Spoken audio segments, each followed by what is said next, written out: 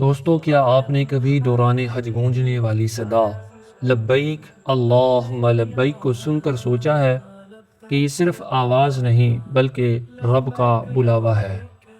میدان عرفات میں جب لاکھوں زبانیں لبیک اللہم لبیک کہتی ہیں تو یہ اعلان ہوتا ہے کہ امت کو اللہ کی طرف سے ایک بہت بڑا پیغام دیا جا رہا ہے۔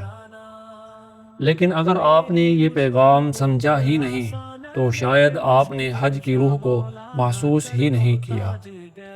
آج کی اس ویڈیو میں ہم بات کریں گے 2025 کے خطبہ حج کی، جو میدان عرفات میں دیا گیا اور جس نے دلوں کو جھنجھوڑ کر رکھ دیا۔ اگر آپ عربی نہیں سمجھتے تو یہ ویڈیو آپ کے لیے ہے، کیونکہ آج کی اس ویڈیو میں ہم اس خطبے کے وہ نکات اردو میں پیش کریں گے جو اللہ کی طرف سے پوری امت کے لیے براہ راست پیغام ہیں۔ بالتعاون على التقوى.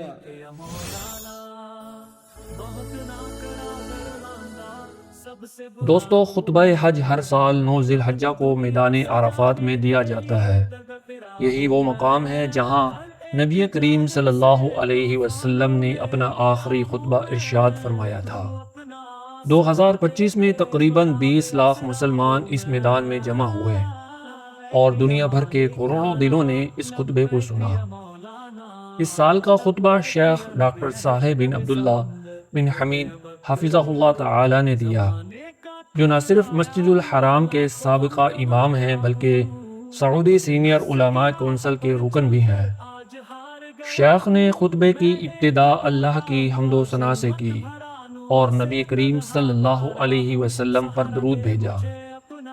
پھر وہ جملہ ادا کیا کہ جس نے لاکھوں حاجیوں کو خاموش اور جھکنے پر مجبور کر دیا۔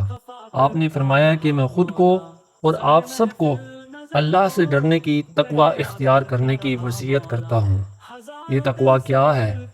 یہ وہ اندرونی روشنی ہے جو انسان کو اندھیروں سے بچاتی ہے، وہ خوف خدا جو انسان کو جہنم سے دور اور جنت کے قریب کرتا ہے، ایسا تقوی کہ جس سے زمین اور آسمان کی برکتیں نازل ہوتی ہیں، جیسے کہ قرآن مجید میں اللہ رب العزت ارشاد فرماتے ہیں: وَلَوْ أَنَّ أَهْلَ الْقُرَىٰ آمَنُوا وَاتَّقَوْا لَفَتَحْنَا عَلَيْهِمْ بَرَكَاتٍ مِّنَ السَّمَاءِ وَالْأَرْضِ۔ اگر لوگ ایمان لائیں اور تقوی اختیار کریں تو ہم ان پر آسمان و زمین کی برکتیں کھول دیتے ہیں۔ لیکن دوستو، تقوی صرف دل کی کیفیت نہیں، یہ ایک عملی زندگی ہے، ایسی زندگی کے جس میں انسان برائی سے بچے اور نیکی کو اپنائے اور دوسروں کو بھی نیکی میں شریک کرے۔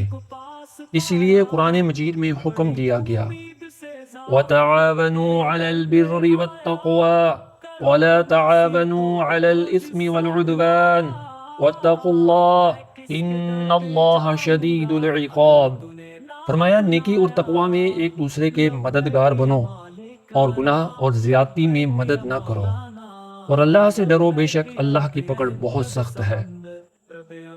معزز دوستو، پھر امام صاحب نے ہمیں وہ بات یاد دلائی کہ جسے آج کے دور میں اکثر لوگ بھول جاتے ہیں۔ انہوں نے فرمایا کہ ایمان صرف زبان سے کہنے کا نام نہیں بلکہ دل سے ماننے، عمل سے ثابت کرنے اور ہر حالت میں اللہ کی رضا تلاش کرنے کا نام ہے۔